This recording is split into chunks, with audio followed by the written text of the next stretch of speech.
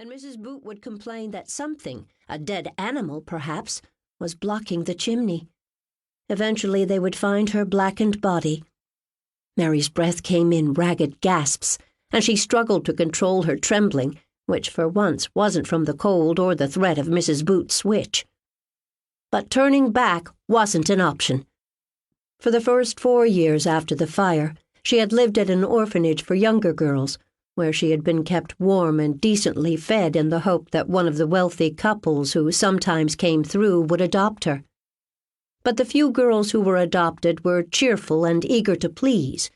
Even their straight, tightly braided hair seemed obedient.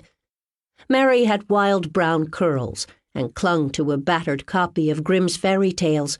She seemed too bookish, too sly. And here, among the older girls, there was no such hope. No one ever came to adopt. If the girls were lucky enough to survive the cold and the meager portions, Mrs. Boot might find them a job at a textile factory. But Mary wasn't going to be one of the lucky ones. Mrs. Boot had taken an instant disliking to her. Within weeks of arriving, Mary had realized that her only chance at a better life was to flee, preferably before winter. Counting silently to distract herself, Mary climbed farther up the flue. Her knees and elbows scraped against the blackened brick as she shoved herself upward. Once, a patch of hardened creosote gave way, and she nearly fell before catching herself by jamming her knees and elbows out to stop her. She was certain she was bleeding, but she dared not look. As the flue narrowed, her shoulder bag wedged against her. Her head began to feel thick and heavy from the smell of soot. How far, she wondered, could the chimney cap be? At just that moment, the crown of Mary's head smashed against something hard. She worked one arm up and felt a small steel square. She tried to shove it open, but it wouldn't give.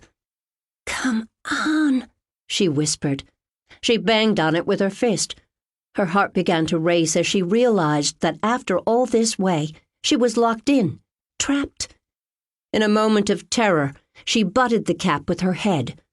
It popped open. Mary stifled a cry of relief as cold, fresh air flooded her lungs. The moonlight was so bright it made her blink. She scrambled out of the chimney and gave herself a quick once-over.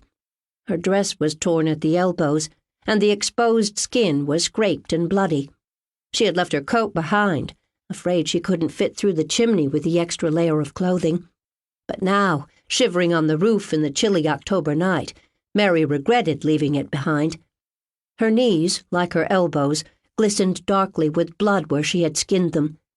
Her hands and dress were blackened by soot, and she could feel a layer of it on her face as well.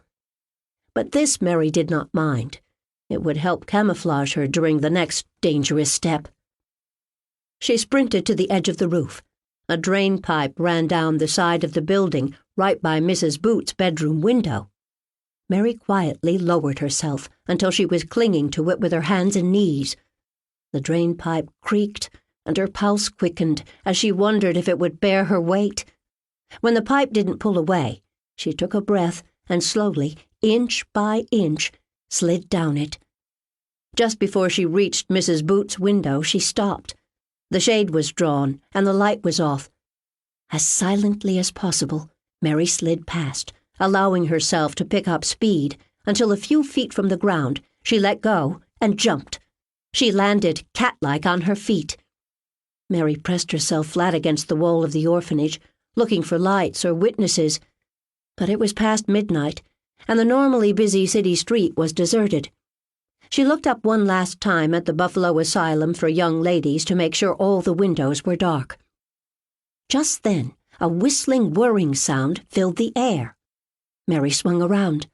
Down the street, the wind was gathering into a funnel, swirling up leaves and bits of trash. Mary had spent her entire life in Buffalo. She knew the icy winds and the heavy autumn snows, but she had never seen anything like this. Her breath quickened, and she could feel the blood drain out of her fingers as she watched the funnel grow. When it was as tall as a 2-story building, it began to blow toward her down the center of the street. She willed herself to run, but she was paralyzed, her legs frozen, and her eyes fixed on the advancing twister. There was something